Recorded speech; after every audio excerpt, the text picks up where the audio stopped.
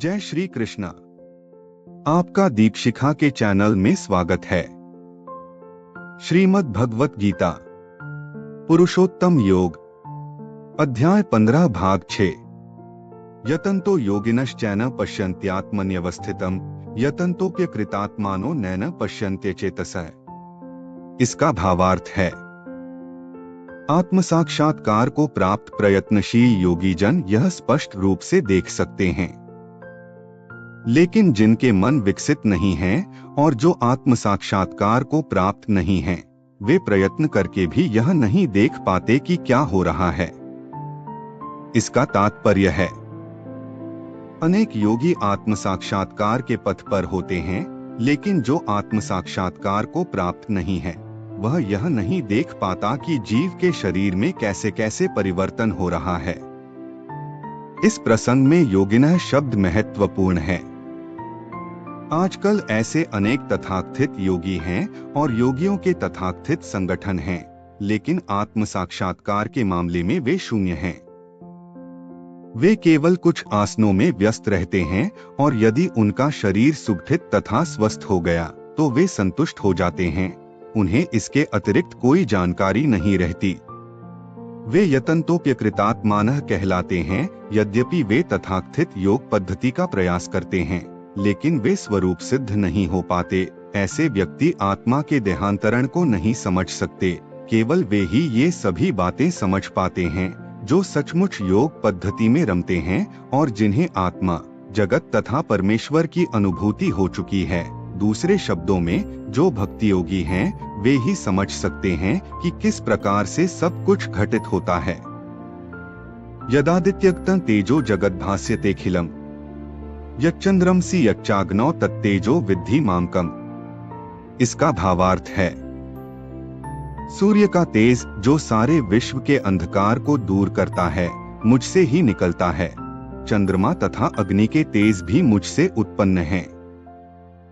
इसका तात्पर्य है, अज्ञानी मनुष्य यह नहीं समझ पाता कि यह सब कुछ कैसे घटित होता है, लेकिन भगवान ने यहाँ पर जो कुछ बतलाया है उसे समझकर ज्ञान प्राप्त किया जा सकता है। प्रत्येक व्यक्ति सूर्य, चंद्रमा, अग्नि तथा बिजली देखता है।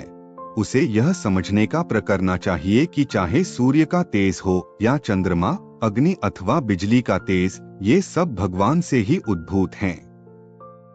कृष्ण भावनामृत का प्रारंभ इस भौतिक जगत में बद्ध जीव को उन्नति करने के लिए काफी अवसर प्रदान करता है।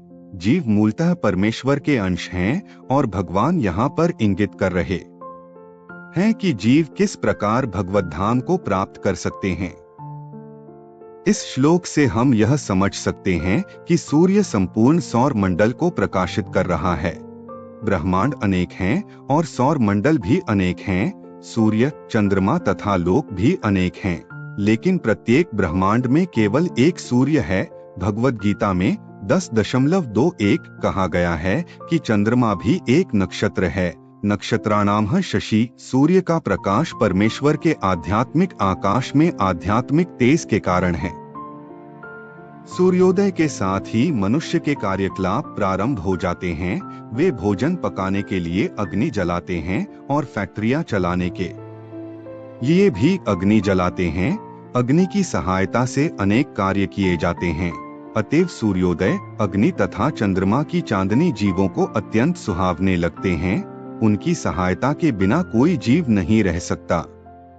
अतएव यदि मनुष्य यह जान ले कि सूर्य, चंद्रमा तथा अग्नि का प्रकाश या तेज भगवान कृष्ण से उद्भूत हो रहा है, तो उसमें कृष्ण भावनामृत का सूत्रपात हो जाता है। चंद्रमा के प्रकाश से सारी वनस्पतियां पोषित होती हैं।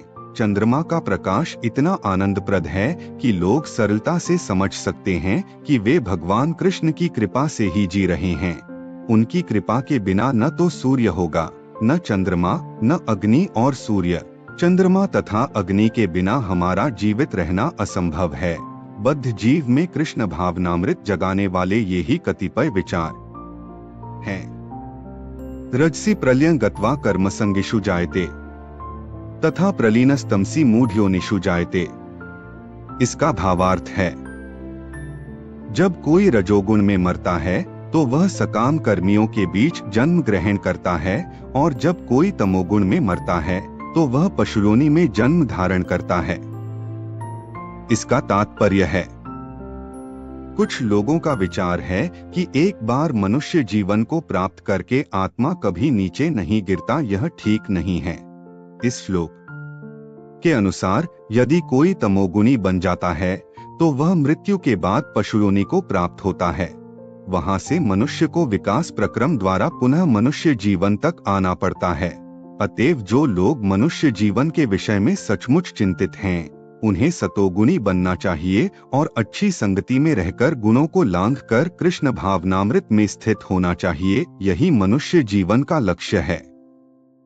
अन्यथा इसकी कोई गारंटी नहीं कि मनुष्य को फिर से मनुष्य योनि प्राप्त हो। इसी प्रकार से भगवान के ही कारण चंद्रमा समस्त वनस्पतियों का पोषण करता है। चंद्रमा के प्रभाव से सब्जियां सुस्वादु बनती हैं। वास्तव में मानव समाज भगवान की कृपा से काम करता है, सुख से रहता है और भोजन का आनंद लेता है।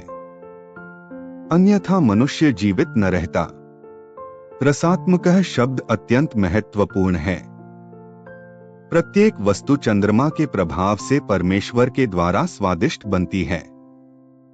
गीता का अगला अध्याय सुनने के लिए चैनल को लाइक, शेयर और सब्सक्राइब जरूर करें। धन्यवाद।